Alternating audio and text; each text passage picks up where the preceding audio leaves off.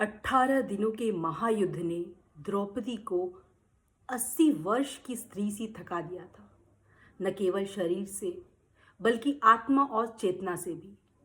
चारों ओर विधवाओं की भीड़ थी। पुरुष गिने चुने दिखाई देते थे। अनाथ बच्चे दिशाहीन भटक रहे थे। और उन सबके बीच हस्तिनापुर के राजमहल में महारानी द्रौपदी निश्चेष्ट बैठी शून्य को निहार रही थी। तभी श्री कृष्ण कक्ष में प्रवेश करते हैं। कृष्ण को देखते ही द्रौपदी संयम खो बैठती है। वह दौड़कर उनसे लिपट जाती है। कृष्ण उसके सर पर हाथ फेरते रहते हैं, कुछ कहते नहीं, उसे रो लेने देते हैं। कुछ क्षणों बाद वे उसे अपने से अलग कर पास की पलंग पर बैठा देते हैं। द्रौपदी कातर स्वर में, यह क्या हो गया सखा? मैंने तो ऐसा अंत कभी नहीं सोचा था। कृष्ण गंभीर शांति से, नियति अत्यंत क्रूर होती है पांचाली। वह हमारे विचारों के अनुसार से नहीं चलती। वह केवल हमारे कर्मों को परिणाम में बदल देती है। तुम प्रतिशोध चाहती थी और तुम सफल हुई द्रौपदी। केवल दुर्योधन और दुशासन ही नहीं, संपूर्ण कौरव वंश समाप्त हो गया। तुम्हें तो प्रसन्न होना चाहिए। द्रौपदी पीड़ा से, सखा क्या तुम मेरे घाव पर मरहम रखने आए हो या उस पर नमक छिड़कने? कृष्ण, नहीं द्रौपदी, मैं तुम्हें सत्य से परिचित कराने आया हूं।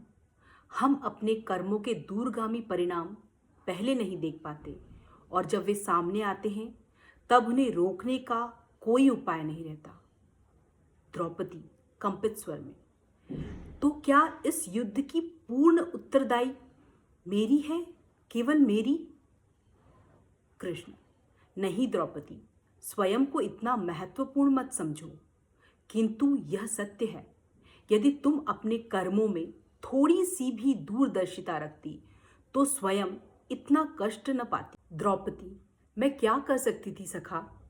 कृष्ण धीमे किंतु स्पष्ट स्वर में, तुम बहुत कुछ कर सकती थी। जब तुम्हारा स्वयंवर हुआ था तब यदि तुम कर्ण का अपमान न करती और उसे प्रतियोगिता में भाग लेने का अवसर देती तो संभव है परिणाम भिन्न होते। जब कुंती ने तुम्हें 5 पतियों की पत्नी बनने का आदेश दिया, यदि तुम उसे अस्वीकार करती तो परिस्थितियां कुछ और दिशा ले सकती थी। और फिर अपने महल में दुर्योधन से यह कहना कि अंधों के पुत्र अंधे होते हैं, यदि यह वाक्य न कहा होता तो चीरहरण की विभीषिका संभवतः घटित न होती। द्रौपदी, हमारे शब्द भी हमारे कर्म होते हैं और हर शब्द को बोलने से पहले उसे तौलना अनिवार्य है, क्योंकि शब्दों के दुष्परिणाम केवल बोलने वाले को ही नहीं, पूरे परिवेश को दुख और विनाश में झोंक देते हैं। इस संसार में केवल मनुष्य ही ऐसा प्राणी है जिसका जहर उसके दांतों में नहीं, उसके शब्दों में होता है। इसलिए शब्दों का प्रयोग सदैव सोच समझ कर करो। द्रौपदी की आंखों से आंसू बह रहे थे, पर अब उनमें केवल शोक नहीं था, समझ थी।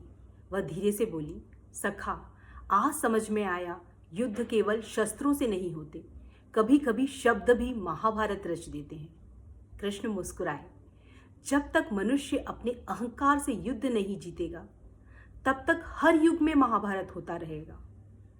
यह कथा हमें सिखाती है, क्रोध के क्षण में बोले गए शब्द जीवन भर का पश्चाताप बन सकते हैं। इसलिए बोलने से पहले सोचिए, क्योंकि शब्द ही सृजन है और शब्द ही विनाश। फ्रेंड्स, वीडियो यदि पसंद आई है तो वीडियो को लाइक करें, चैनल को सब्सक्राइब करें और वीडियो को ज़्यादा से ज़्यादा शेयर करें, जिससे कि मुझे आपका प्यार और मोटिवेशन भी मिलता रहे। Thanks for watching my videos.